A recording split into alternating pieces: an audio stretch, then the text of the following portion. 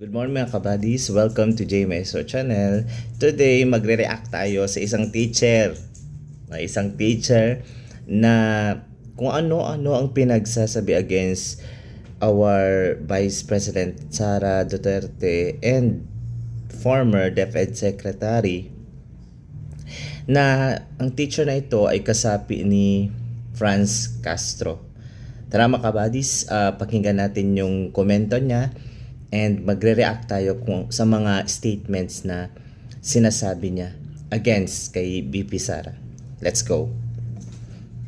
Ricardo is a public school teacher from Quezon City. Public school teacher from Quezon Kami po, City. ng mga public school teachers sa ilalim po ng Alliance of Concerned Teachers, ay kaisa po sa araw na ito ng iba't ibang mga organisasyon bilang complainant sa pagpapa-impeach po sa ating VP Sara Duterte at Complainant, mga public school teachers. Diyos ko naman. Wag mong lahatin. Wag mong lahatin.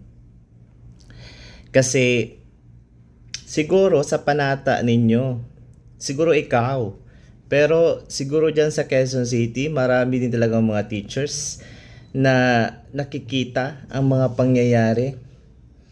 Ang masasabi ko sa iyo, ang teacher na to is wag ka na lang makialam. Sana mag-focus tayo sa trabaho natin bilang isang teacher. Nakialam ka pa ngayon na ang dami-dami mga teachers sa public schools na alam. Kaya nga tayo mga teachers kasi may alam tayo.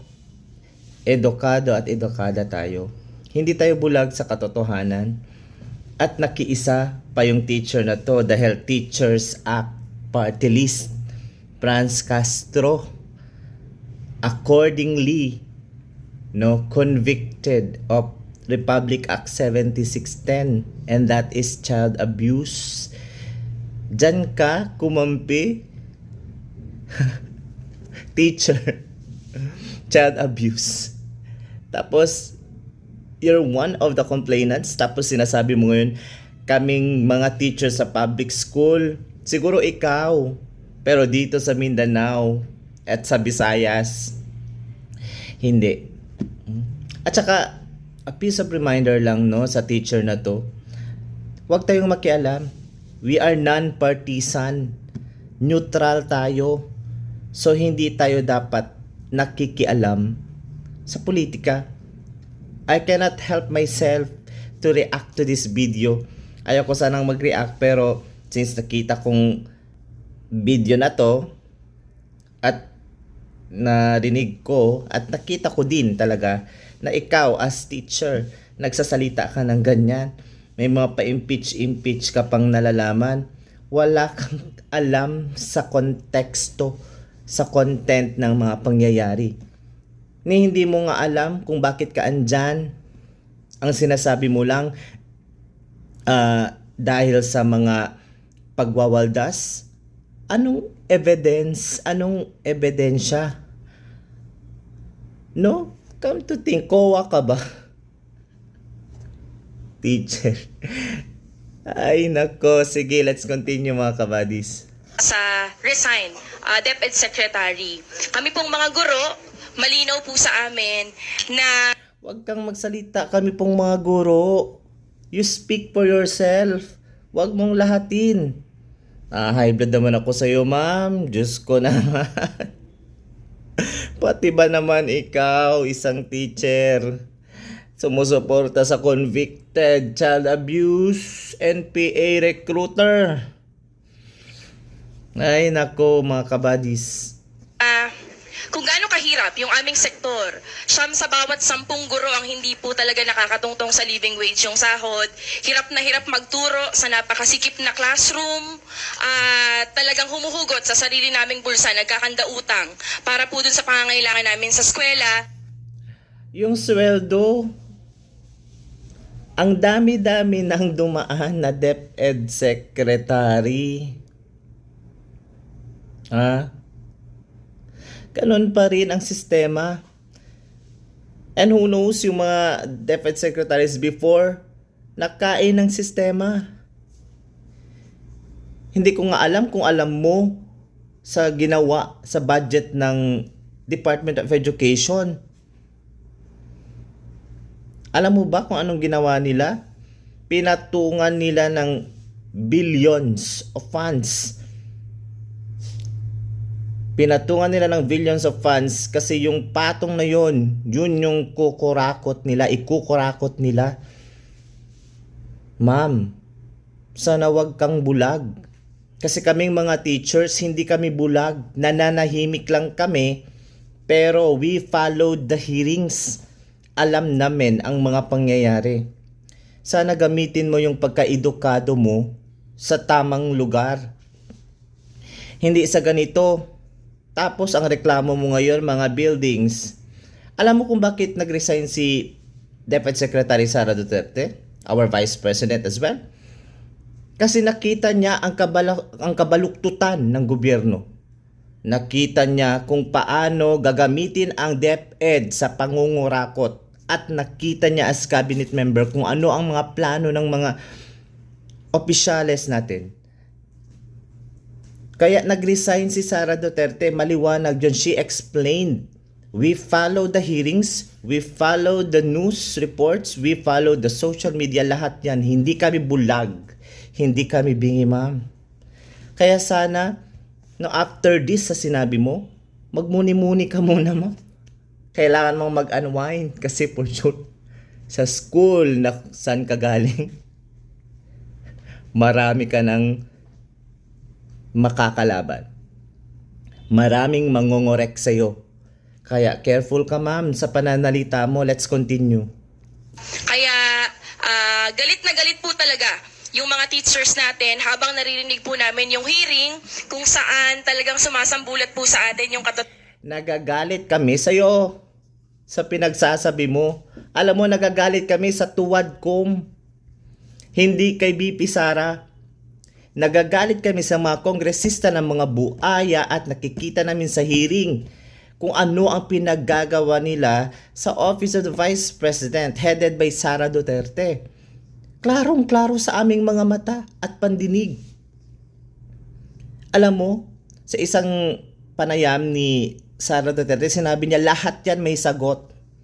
And she will only answer sa proper venue, and which is the Commission on Audit. Ngayon, may lumabas, unmodified report ng COA. Oh, anong masasabi ngayon ng mga kongresista na kung ano-ano nang pinagsasabi, hindi pa nga final ang mga documents kasi may 6 months pa nga. Pero anong nangyari? Pinahiya nila ang Vice President na nagtatrabaho ng maayos. Yung DepEd, nakialam sila sa DepEd. Ma'am, for your information, nalaman mo na ba kung ano ginawa ng First Lady? According sa news report, according sa video, sa statement mismo ng DepEd Secretary, binigyan niya ng white envelope si Sara Duterte. Sara Duterte trusted them. Binigay din ni Vice President sa taong dapat pagbigyan nun as instructed by the First Lady. Ma'am, wag kang bulag. Wag kang bulag. Yung katabi mo, please wag kang magbulag-bulagan. Child abuse. Ma'am, child abuse. Tapos ngayon, ganyan yung sinasabi mo. Hindi talaga amo. Let's continue, mga kabadis. Totohanan kung gaanong nilulustay yung pera ng bayan ng ating isa sa mga pinakamataas na posisyon at opisyal ng ating gobyerno. Para po sa amin, na mga teachers, kung hindi nagpe-perform... Nilulustay? Anong pruweba mo?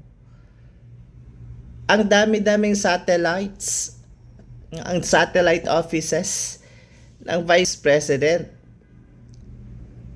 Yung kasagsagan ng calamity, ang daming binaha. Sino ang nangunguna sa tulong? Sa mga relief operations, sino ang nangunguna? Office of the Vice President. Ma'am, And hindi ko alam kung anong sasabihin ko sa teacher na ito. Edukada, pero parang hindi. No, peke, plastic, kung ano-anong sinasabi. At saka can you please avoid saying mga public school teachers? Kasi hindi kami galit kay Vice President. Actually, sa nakikita naming video ngayon, galit kami sa'yo at galit kami dyan kay Franz Castro na yan. Dala-dala niya ang pangalang Teachers Act. Nasisira ang pangalan ng mga teachers. Child abuse pa naman. Tayong mga teachers, ina-avoid natin yan. We even educate our students about this act, about the right of the children. Pero ang kinampihan mo, convicted child abuse. Ma'am, panahon na. Kumising ka sa katotohanan, wala kang alam. Wala ka talagang alam. O baka, binayaran po kayo. No, kasi as what you have said, mababa ang sweldo ng teacher. O baka, binayaran kayo ng 100,000 or 500,000. Yawat na. Pambayad sa loan. Di ba, ma'am? Sana, hindi tayo magpadala sa pera. We have to live by principle. Bahala na tayo magutom, bahala na pobre, bahala na ganito, basta we live by principle. Sana no, mga teachers, a piece of reminder, kasi tayo is non-partisan talaga. So sana manahimik lang tayo. Nahimik man sana ako, ma'am, pero yung napanood ko yung video na to, I can't help myself kundi mag-react sa'yo sa mga pinagsasabi mo. Form ang isang estudyante at para po sa amin na mga teachers na hindi sumasagot sa mga simpleng tanong. Hindi talaga siya fit sa posisyon na yan. Kailangan po siya. Ma'am, simpleng tanong, abogada si Sara Duterte. Meron siyang mga intel, mga informant. Alam niya ang plano ng mga kongresista. Alam niya ang plano ng speaker, ng presidente. Anong sabi niya? Lahat yan may kasagutan. Sinasabihan siya ng mga lawyers. No? Pero ano sabi ni Sara? Bakit siya sasagot sa mga taong may baluktot na isipan, sa mga taong bayaran, na alam niya ang end result? May alam siya sa lahat ng mga pangyayari. May alam siya sa lahat ng pangyayari. Kaya, ma'am, please, konting analysis. Nandiyan yan sa, natin, sa Bloom's taxonomy. No, remembering, understanding, analysis, no, synthesizing, creating. Nandun yan. Konting analysis, ma'am. Speak out. Para sa aming mga teachers po, kaisa po kami sa pagpapanagot sa ating VP Sara. Tingin po namin ang 612.5 million na pera sana sa confidential fund ay makakapaglaan na sana no, ng napakaraming classroom. 300. Kung makapagsalita ka, akala mo ang galing-galing mong humawak ng buong Pilipinas. Ikaw na lang kaya mag-DepEd Secretary para ma-realize mo kung gaano kabigat, ilang schools meron sa buong Pilipinas. Yung 600 million na yan, Diyos ko, ma'am, good for 3 schools lang yan siguro, 4 schools, 5 schools. Ilang milyon ang gagastusin sa pagpapatayo ng building, ng classrooms. Maganda sana ang programa ni VP Sara Duterte. Pero sa nakita niya, nagagamitin ang DepEd against her. Sa nalaman niya, kaya hindi siya pumayag. Maganda ang plano ng DepEd Secretary. Kami dito, sa Mindanao, maraming naitulong ang DepEd Secretary. Maskin siguro sa iba pang mga schools. Kaya lang, kung sino pa ang lumalaban para sa kabutihan, siya ang inaatake ngayon. Kaya sana magising. No, sana magising tayong lahat sa mga pangyayari. Huwag tayong magpakabobo. Huwag tayong magpakatanga. Especially to you, ma'am. Please. No, kung wala kang may ambag para sa kabutihan, pabor. No? Sa baka ano pa yan? Saleya ali. No maya conversa. Benuay kayo. No, sabi yaman era. Let's continue. Classroom na sana yan at makakapagpasahod ng mga bagong guro na kailangan natin sa Department of Education. Malinaw po sa amin ang kahilingan ng mga teachers, 50,000 para sa entry level pero pinamumudmud pala sa mga opisyal. Pinamumudmud pala sa mga opisyal na 50,000 Pinamudmud sa mga opisyal? Sino ang nagpamudmud? The first lady. Sa latest video ni Sara Duterte, sinabi niya. No, nag roleplay pa kasi Sara doon. Hello, BP. She's one of trusted. She's been working for us. Ano sino nagsabi noon? Sa first lady. At anong binigay niya? Envelope kay Sara. Si Sara naman, binigay niya sa taong dapat pagbigyan according kay first lady. Ngayon, sabihin mo, ma'am, ngiwi ka pa nakakainis. Siguro sa school ninyo, ewan ko na lang. Good luck to you, ma'am. sa mga opisyal ng Department of Education. Ay, patawa-tawa pa. Siguro ito, binayaran talaga to. Or baka pamilya to ni Castro. Convicted child abuse. Nasa tabi niya. Ma'am, huwag kang bulag. Sabihin mo kay Castro, ikaw, representative ng Teachers Act Party List, child abuse. Meron tayo child-centered policy. Ma'am, magising ka na. Mga opisyal ng Department of Education.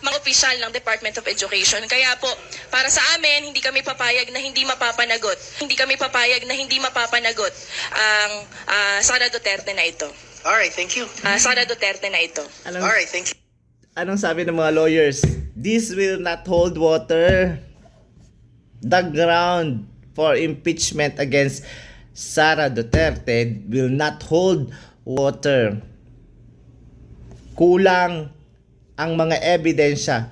You might have your evidence but very shallow. Napakababaw ng mga evidences presented.